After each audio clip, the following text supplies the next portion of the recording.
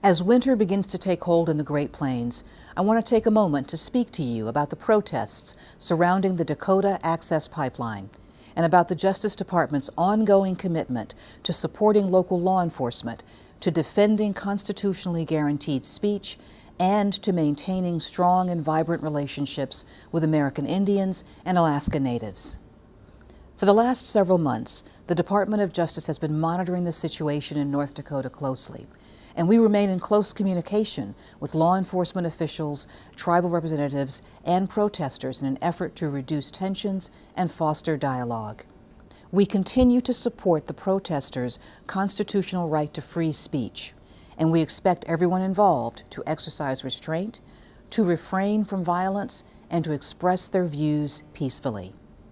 Let me stress that violence is never the answer, and that all of us have a responsibility to find common ground around a peaceful resolution where all voices are heard.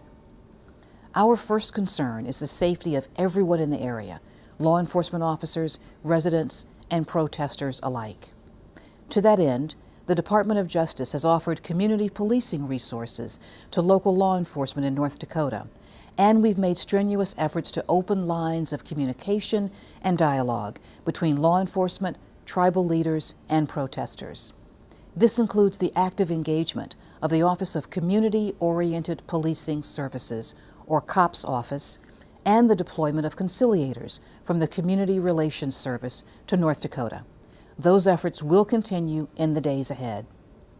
In addition, today, I have directed senior department officials from the Office of Tribal Justice, the COPS office, the Community Relations Service, and the local U.S. Attorney to continue to address concerns that have been raised, to redeploy to the region as needed, and to help support constitutional law enforcement, prevent violence, and to preserve peace and liberty in the protest area.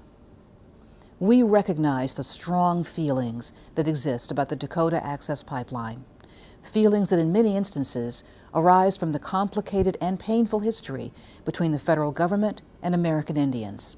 We will remain committed to working with all stakeholders to enforce the law, to maintain the peace, and to reach a just solution to this challenging situation. Thank you.